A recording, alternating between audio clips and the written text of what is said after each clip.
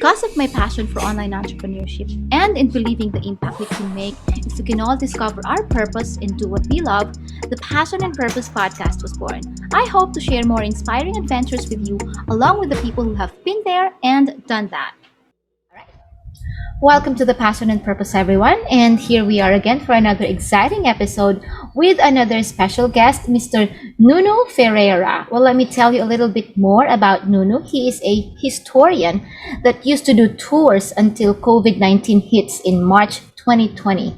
He traveled all over Portugal, Europe, and North Africa, showing the best of what it has to offer. In Portugal, he specializes in food tours, and because of that, he will be launching an online course about the history of Portuguese food. I can't wait to see that. The pandemic was very complicated for him in 2020, and they were almost without apartment, without food, and of course, he undergone denial, depression, and that was in November 2020. But now he was able to bounce back. He's got a full-time job and is already creating or preparing for the online course about the history of Portuguese gastronomy. I can't wait for him to tell us more about the term gastronomy because it was the first time I heard about it when we first met. I think it was a few weeks ago. So please allow me to introduce you once again, Mr. Nuno Ferreira from Portugal. Hi, Nuno. Good morning Hi, to you. Rochelle. Good morning to you, and good afternoon. Of course, we have the schedule difference over here. Here it's 8 a.m. So thank you so much for the opportunity to share a little bit of my life, of my country, and of the struggling that we are all facing all over the world due to coronavirus. Like you said, I'm 44 years old and an historian. And due to that, my passion is history, as you can imagine. And I did several things along towards my life, several jobs, until a few years ago, I decided to embrace the career in tourism. It was the best way. Fortunately, I was having lots of success because when we do what we have passion for, it's very different and we attract what we want to attract. My main advice for all of you is for you to do what you love. I know that sometimes it's not easy. I've been there, but it will come around. If it's destined for you, it will come around. And everything was going fine, like you said, and 2020 was going to be the best year of my life. Financially speaking, I was going to get my financial freedom. And of course, what happened was all the other way around. Instead of being the best year of my life, it turned out to be the worst year of my life. With the cherry on top of the cake, like I always say, having COVID a little bit without knowing how, because me and my wife, we always took our cautions. We almost didn't leave the house.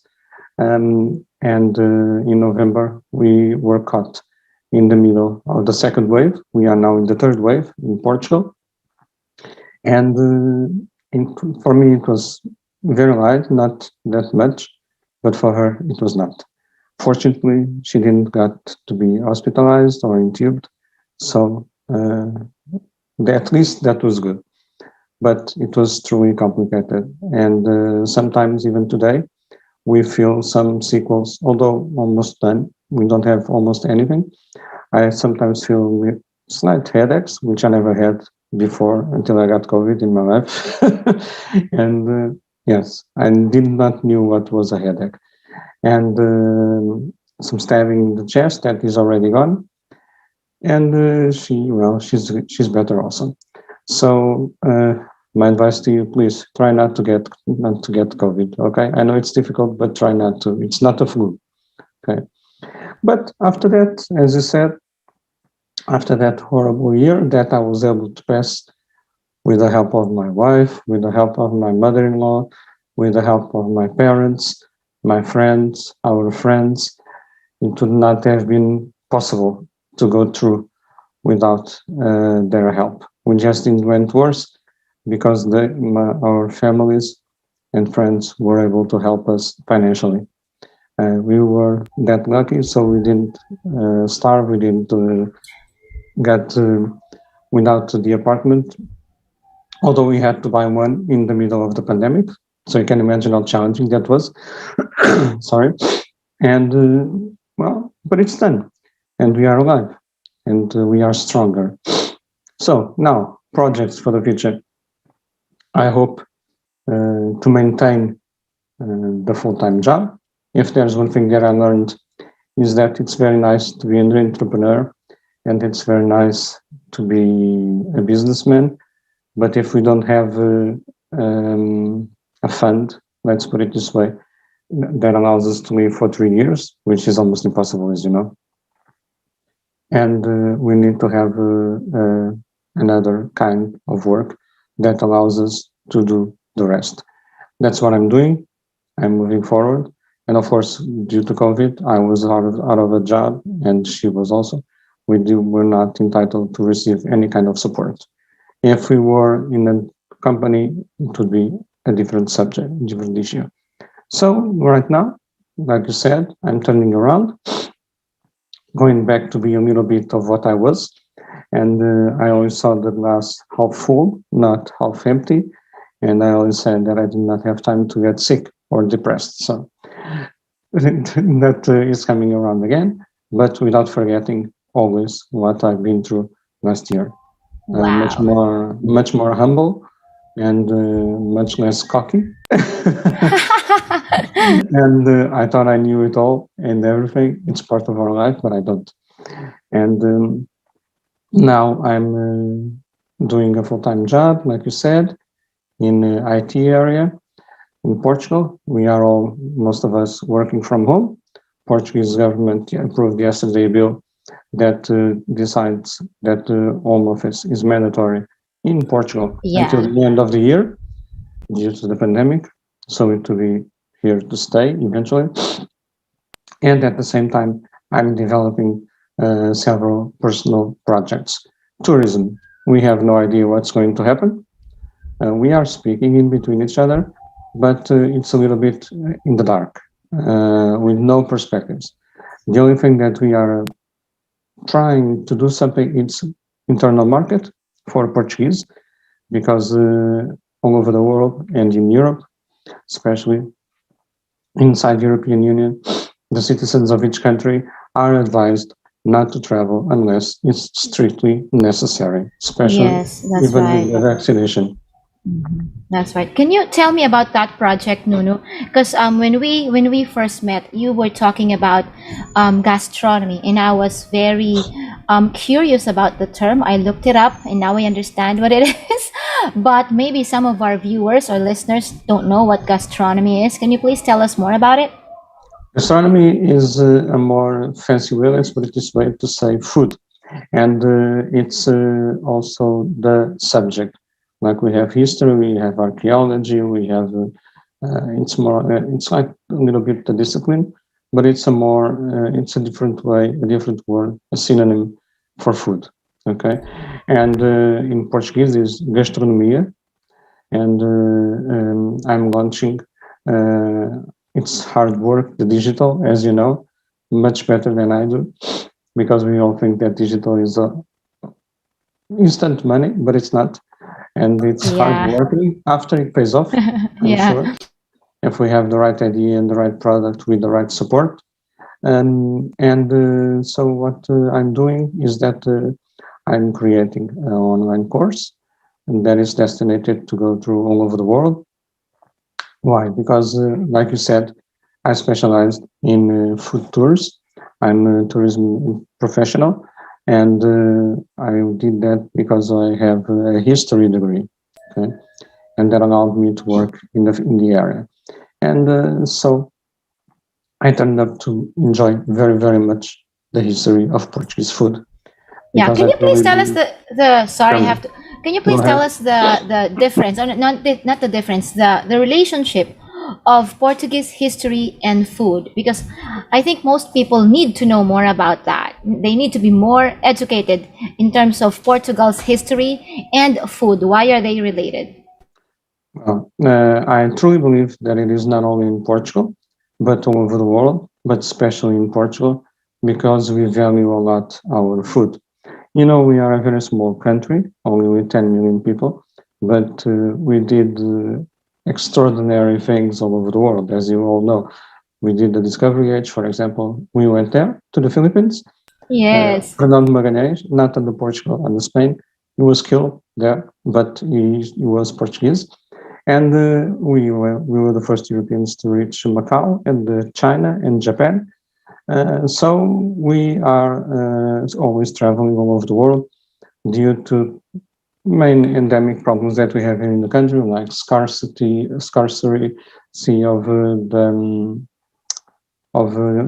cereals, of gold, iron, all that. It's poor soil, but although we have some farming, and also now we used to have wolframium, and we used to have gold and iron. Now we discover huge reserves of lithium, and so we believe that there is oil, but we're not sure.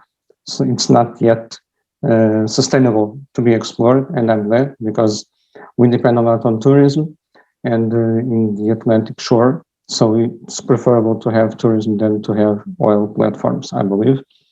And so it is very important for us, the food. Why? Because we've been through lots of difficulties, especially until the 1970s, 80s, more or less, because we had 50 years of dictatorship. And although we are a small country, it's enough to go, imagine, 10 miles away from Lisbon, the capital, and you find a different landscape, different culture, and different food. So we have lots of variety of food. Of course, you all know us from the catfish. I can imagine bacalhau. We have more than 400 ways to cook codfish. Wow, the We eat catfish. a lot cod, not catfish, cod. Oh, cold fish. Cod, Codfi. Codfish. Yes. And Oh, we also have bread. It's very important. The wine, of course. Porto wine is the most known. We have a tremendous amount and variety of food. Enchidos also, I believe that's not possible. Sometimes it's not possible to find a translation. And I truly believe that if we study the history of food, we can find the cultural path of the country, and we can find also the evolution of the people and the country. So instead of speaking only about history, that sometimes it's a little bit boring, not for historians, for some. but for, I remember for I most used to hate people, history when I was in high school. it's normal. But for most people, for us, it's a passion. But for most people, it is not, and I understand. Yeah. So what I started doing was not speak much for 10 minutes, and after I would start talking about a little bit about the tradition, the culture, and also the food, and people enjoyed. Yeah. Especially if they're So already eating. that's the thing. In the food tours, they are able to eat a little bit of chorizo, a little bit of vanilla, a little bit, of cod, all those things. And of course, they enjoy it very much. My idea is to pass those tours to digital once we don't know when we are going to do the tours again. Of course, I'm aware that this kind of tours, we miss the smell, we miss the flavor, we miss all that. But at least you will be able to get an idea of the riches of the history of the food in Portugal, of the value that we give towards it, and we eat a lot. I don't know if you are aware of that, I do eat a lot too. but we eat a lot, and we eat everything. Yeah, pretty Basically, much. yes, and we like to respect food very, very much, and so that's why I believe that food is an essential part of Portugal, not only Portugal but of each country. And I believe that's it. And I hope to be able to transmit to you in the course, to be able to transform a little bit the way that you see Portugal and the way that you see the food itself after. I'm not a chef, okay? Not at all. I'm just an historian that loves to eat and loves to study food. In Portugal, we have several important food types of food, but mainly cod, pig, and we eat everything from the pig. It was very important to support entire families because from the pig it's possible for you to eat every single part of it, and it gives them variety and access to animal protein like the cod. Cod was for many years the only supplement of animal protein that poor people used to have in Portugal. I don't know if you're aware of, but 80% of cod No. is protein. So it's Oh. a very cheap way to get animal protein. It used to be cheaper. Now it's getting more expensive, but still cheap for us. We eat an average of one dish of codfish a week. So especially it's normal for us. I looked And it up. you I found looked it it? up. Yeah, I found it.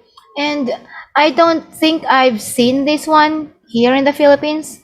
But if we have, codfish here, I think it would be expensive. I really haven't seen anything like this before. It is expensive. Oh. Well, outside Portugal, not in Portugal. We import a lot of cod now because it's not. Well, we always did it.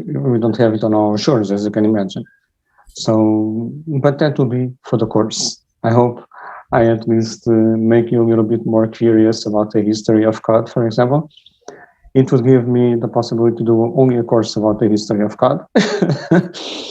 And I hope to find much of the people that are watching us and of your audience to be able to join me in the course of history of Portuguese gastronomy.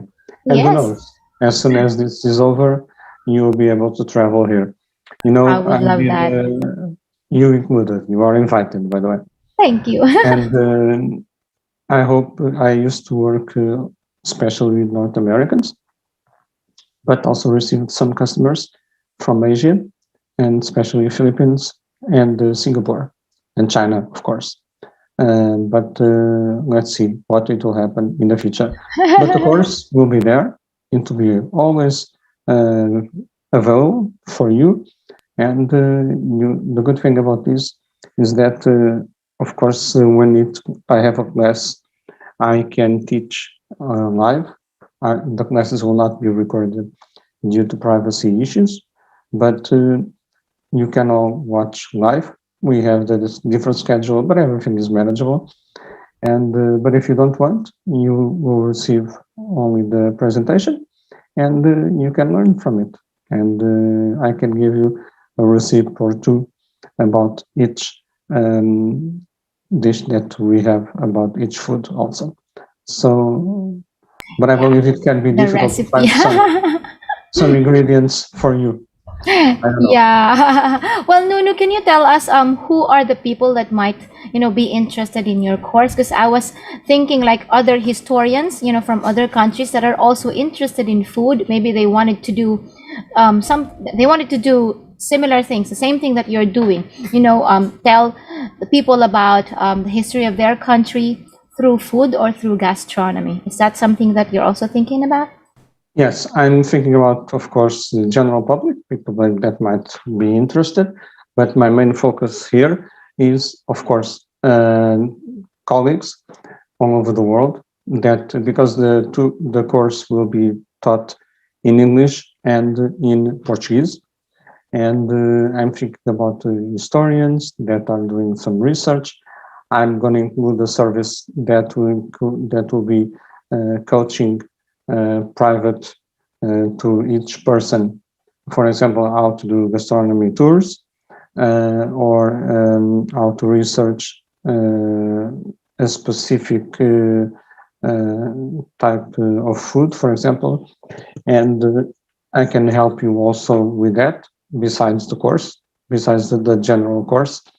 And of course, that I think that my colleagues in tourism and also the owners of restaurants, they could be interested. Yeah, restaurant owners. And I know that most of them, they know a lot of the history of food, but there are some small details, some small curiosities that they might not know, because this, I think it involves lots of research, and but I like it very much, and it's easy when we like things. So Yeah. that's the main target are the owners of the restaurants, the hotels, the chefs, and professionals from tourism.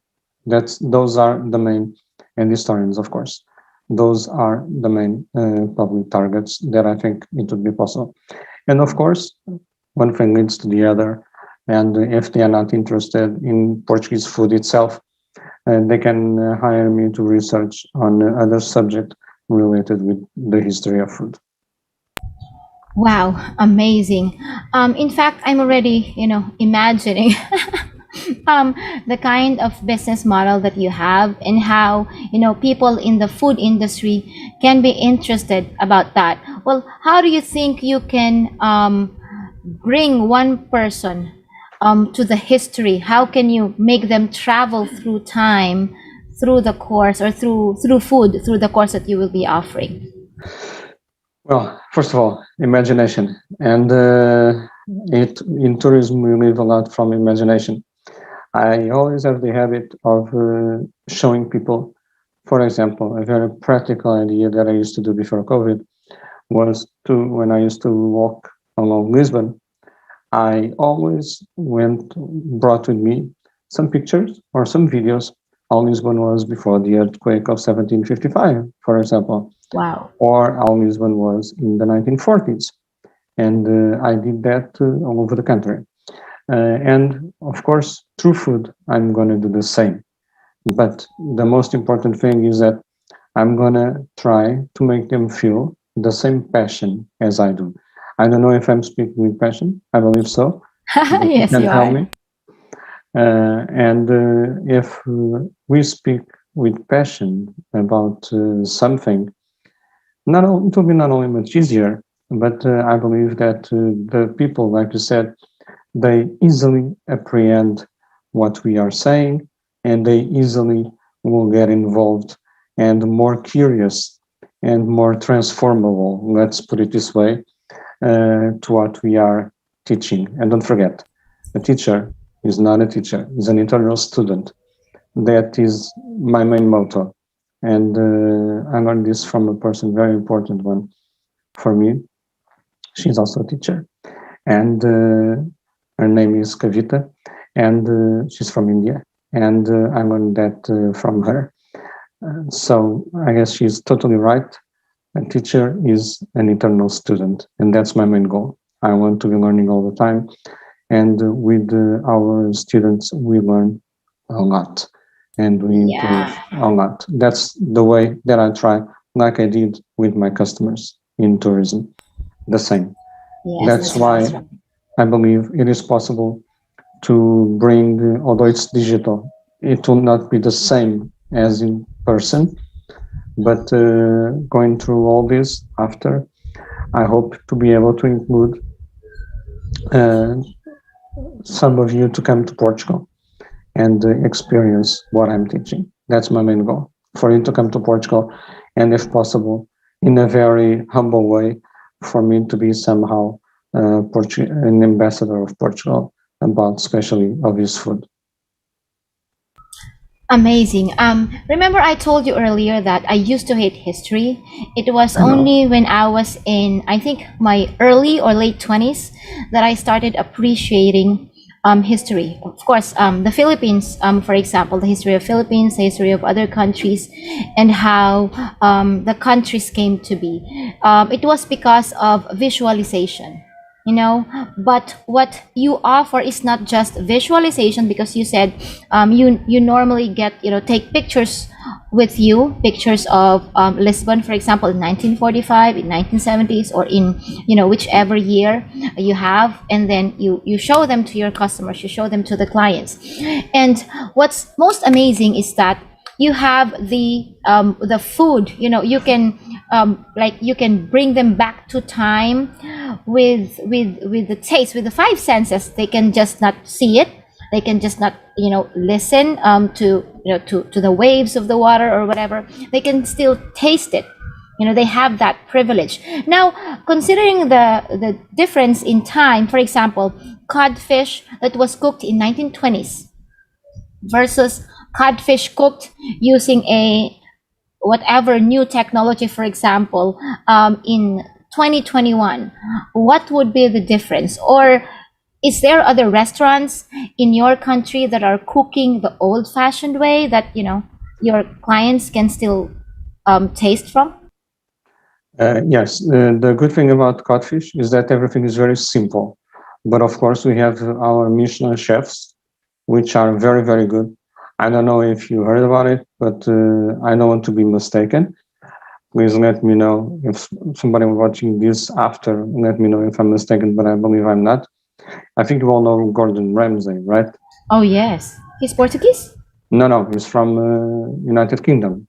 Oh, yeah. But he traveled all over the world, and he said that one of the most difficult foods for him to cook was the Portuguese, because of the flavors, because of the importance that we give to it, and it's very, very complicated indeed.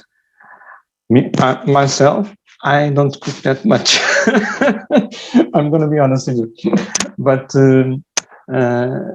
so for that, for example, in the 1920s and 2020, it used to be completely different now. But for that, I can tell you more during the course.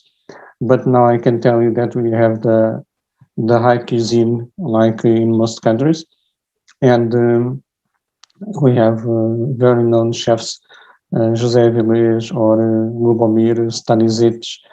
I don't know if you I don't know them. I'm sorry, I don't know them. Don't worry, I think some people research them. And Chef Paula also they are all from Portugal, and they are all very big references for us. And they can tell you about the modern ways of cooking codfish and the old ways of cooking codfish. But the main target of the course is for you to know the differences, but also for you to know the history behind it. And of course, you have huge differences. But in every single Portuguese homes, the cooking is more or less the same. We don't, we make up, but not that much. Not that much. We like to be genuine. And we don't have time, like most families throughout the day. We don't have the time in modern life. So, and one thing that we value a lot and that we miss a lot is going to the restaurants. For us, it's normal. I don't know how it is in Philippines. I know that in most cases around the world, it's very, very expensive to eat in the restaurants, but not here. And we miss a lot. We miss a lot. Here, it would be possible to eat for 10 euros an entire meal in a restaurant, sometimes even less. And it used to be normal for us to go at least once a week to have dinner with friends, with family, in restaurants. So we also miss a lot that. And we are struggling. So I believe, I don't know if the restaurants there are open, but not here also. But the owners of the restaurants, like I told you, they are one of the main targets. And concerning the differences, I advise you, I don't want to open that much. So I advise you to come to reach me, and I will try to do my best and teach you the little that I know, at least for you to get curious. And I am already curious. And you will see, for example, that cod fishing, it was not at all an easy task. But you learn that from the course. All right, thank you so much, Nuno. Is there a process, for example, that you wanted to share to everyone that would make them, a little bit curious about what would be in your course? Like, what is the process that you will walk them through so that they will appreciate gastronomy and history at the same time? Well, I'm structuring the course in 10 classes. Of course, I will be filming the classes for those but only me speaking with the presentation. Okay, I will do that for those that don't have the time to come and assist to the classes, different schedule, life itself, whatever the motive. And I will organize the general course in 10 classes, one each week in the end, and one product in each class. That's what I'm doing. And it will be some surprises. I'm going to send, of course, to all of you the PDF with the presentation itself and a little bit of receipt or one or two. And in the end, if you want, I will take you virtually, take you to a place where I used to end my food tours in Lisbon. That's what I've been waiting for. It's a small surprise. It's not a surprise anymore, but it will be. I hope this will be possible as soon as our lockdown ends, and they are predicting for the restaurants to reopen on 5th of May. So let's see. And this place, it's very, very typical. It's not easy to find already. It is in Lisbon, in an historical quarter of Lisbon. And I'm sure that you will like the way we are going to end the course. And Nice. I hope to see you soon, including you, Rochelle, in the course. I really hope so, because Portugal is on the other side of the world. Well, let's talk about innovation, Nuno. I know that innovation and resilience, I wanted to talk about that because Okay. a lot of people were hit with the pandemic. A lot of people lose their jobs, Yes. their business were affected. How did you turn things around? Especially when you were undergoing, you said almost, depression, almost no food and no apartment. How did you turn things around? That has something to do with resilience and innovation. Um, well, I was lucky to be able to count in my family. So I didn't went through those things. That's why it was almost. Fortunately, from almost to reality for me was a big distance. Okay, I want you to be Yeah. aware of that, due to my family and my wife's family. But many of my colleagues, they were not so lucky that I was. So it's very complicated when you see everything around you collapsing at the same time, and you are the one that is best, but not the perfect way as it would be on a normal standard. And it is also very complicated when you used to have a very good quality of it in your life. So going from there to scratch to zero, it's complicated. And that's what happened to many people all over the world, and not only in Portugal, but around the world, in Yeah. specific sectors of the economy, that tourism, restaurants, culture, shows, entertainment, events, all that collapsed. And so it is complicated at first. After what I did, it was not conscious. You don't have the conscious at the time. But how did I turn around? I turned around because I was forced to do so by my father, by my wife, and without them, it would not have been possible to go through. Now, what I'm doing right now is that I discovered a thing, I don't know if you know, that is pranic healing. And I started doing the Twin Hearts meditation on a regular basis from Creative Master Choco Sway. They are from Philippines originally, and because I saw one of the main masters in an online event of Tony Robbins. This one, I believe you know about it, Yeah. and he was there. This was in January. It was Master Co. I advise you all to take a look, masterco.org. He has a meditation there, Anchor the Light, and pranic healing. And the pranic, I'm skeptical. I'm not cynic, but I'm skeptical. I need proof because I'm an historian. And believe me that I'm skeptical. But the reality is that it is helping me, and I'm embracing it. And now, of course, with the full-time job, being in the project, and with this that I'm doing concerning the pranic healing, my master Kavita, she's the one that I spoke about it before. She's from India, and you'll find her on Facebook and online also. It's very easy, and it is truly helping me. And I advise you all to do this. But my main advice to you is please keep your mind busy as much as possible. That was my main problem last year. Without our mind, our brain is an amazing machine, and it attracts everything, good or bad, that you think about it. That is true. Yeah, especially if you're Uh, not doing anything. yes. And you were talking about innovation and resilience. Those are probably the two main characteristics that an entrepreneur has: innovation and resilience. I have them both. I don't like to be in the same project that for too long.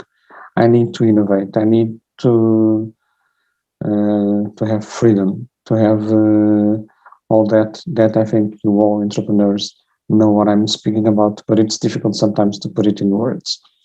And resilience. If there's one thing that last year showed us all, and COVID is still showing us, is that or you adapt, or you have resilience, or you don't survive. So Yeah, sometimes we need to give two steps back so that we can move forward three in the future. And that's my main lesson from what happened last year. And I decided this year I will not go back to the pattern that I was last year, because it's very easy to be negative all the time yes, and difficult to be positive in these days with everything around us going down and collapsing. But we need to keep focused, and we need to move forward, and we need to find a way to get the money to pay the bills and move on, that's even right. if you have to work on a company. But right now, you have no idea how grateful I am for having a job. It might not be lots of money, but who cares? It allows me to be useful. It allows me to pay the bills, Keeps you and busy. makes me busy. Exactly. Yeah, yeah, yeah. So innovation and resilience, do not miss that. Even if you are working on behalf, and you can still be resilient and innovative in the right company as an employee. So even if you work on a company and you have these two characteristics, you are still an entrepreneur if you have those two. So don't worry. It's not the title, it's the way you act and the way you think. The way that you think. Yes, that's right. I agree. I so agree. In fact, if we're here in COVID, I think everybody was at the bottom. So I think we don't have any choice but to go up. It's the Exactly. only way we're going, go up. So we have to go to get back up, turn things around, and hope that, things will get better. If we have, friends that thinks alike, you know like-minded people that supports us, our family and friends, I believe that we can all bounce back from Exactly. whatever situation we were in like a year ago. And I think this COVID, if there's one good thing that COVID has brought us, is that it united the people globally. We have the same situation that we can all relate from. There's Yes. no, there's no Chinese versus English, Indian versus Filipino, Portuguese versus Japanese, or whatever. There's no like racial differences anymore because we're all hit. We've all suffered, and somehow we are still we're still feeling the effect of COVID because it's still here. Some has undergone second wave, third wave. Right now the Philippines is on its second wave, and we're all trying to recuperate from the situation. But I think it brought humanity together in the whole world. I think is healing on its own. The traffic you said earlier, if there's one thing that COVID brought it. There's one good thing that COVID brought is that there's no traffic or lesser traffic. That means lesser pollution. No, so I hope that we'll all come together and find a way to get back up, bounce back. Pull each other upwards so that Yes. we can all, finally become a better version of ourselves after COVID, not undergoing depression. Yes. And one good thing is that it rose up about the technology. And without COVID, I never even went to the event of Tony Robbins, in which I met your colleague. And thank you very much to him for Smart. reaching us. I want to thank him publicly because without him, it would not be possible for me to be speaking with you here. I hope to see him every once in a while. And without COVID, I will not be here doing the podcast with you. And probably I will not be thinking about putting up together a course about the history of Portuguese I'm so gastronomy. happy. So I know it's difficult, but sometimes we think that's not the positive side of a horrible thing, especially if we lost. It was not my case, fortunately. And none of them got COVID, only me in the family. Fortunately, I'm happy with that. But many of my friends, many people, lots of people lost their relatives, their friends, Oh, so sad. and I know it's complicated to see the positive side of this. Mhm. But with time, we'll manage to endure. Yeah, we don't have any choice anyway. We have to keep moving Exactly. forward. Whatever happens, with or without some family members around, those people that have been affected by COVID, we don't have any choice but to keep moving forward. Whether we like it or Exactly. not, the sun will keep on going up every day, right? The sun will keep on rising, and we Exactly. don't have a choice but to rise with it, right? Exactly. We need to. Yes, that's right. Um, do you have anything aside from the course that you are going to? By the way, when would that be coming out? Maybe they Well, might want to ask. I'm thinking about launching it in May, the 1st of May. I'm thinking about that. Let's do it. I think it's a good idea. Yeah, I think it's a good idea, right? If you have something in mind, if you have a business that you've been wanting to do for quite some time, I think this is the best time to do it, especially when some people are still hibernating, or Exactly. yeah, right. Especially when some businesses are still down. I think it's time to slowly put up your own ideas, make them into reality. All right, Nuno, I'm so excited about your new course. Is there anything else that you wanted to invite everybody else from? Let's say a new book perhaps coming out or something else? Well, I hope to be able to share some things with you, but at the moment I'm focusing. Entrepreneur is focusing, so I'm focusing with the deadline, and it is hard work, trust me. And I'm focusing on finishing all the recorded classes, all the material that I'm going to send it to you. The course, of course, I'm going to have a website. I'm going to be on a platform. I'm going to do all that, and I'm going to have a monthly academy.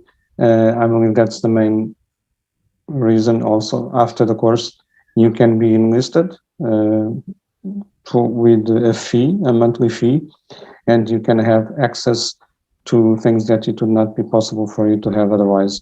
I'm going to call something like this academy or club, something like that. It's still being thought over, and I believe it will be very interesting. It's a way for you to keep in touch with everything that it's going to be research, innovation, gourmet food, the food of our grandparents, which are still in our memory, all that, and small curiosities about statistics of food in Portugal, about some histories and some legends that we have them a lot about that. Also, the relation of food with religion in Portugal. Religion, Catholic religion is very, very important for us. And so I think you'll like it. I think you'll like it. A ebook or a PDF, the way you want to put it. will be sent monthly for those people that join the club, of course. All right, thank you so much. And I am very, very thankful that you have, you said yes to my invitation to be part of the Passion and Purpose podcast. And I hope that maybe a year from now, we can already, see your course thriving and your group, hopefully, your monthly subscriptions, your group thriving. All right. Thank you so much, everyone, for listening in or watching our Passion and Purpose podcast, either in our video or in our podcast, or what do you call it, audio version. All right. And hopefully you can catch us next Thursday for another inspiring adventures here at the Passion and Purpose podcast. Bye, everyone. Thank you for listening to the Passion and Purpose podcast. Join us next week for another inspiring adventures.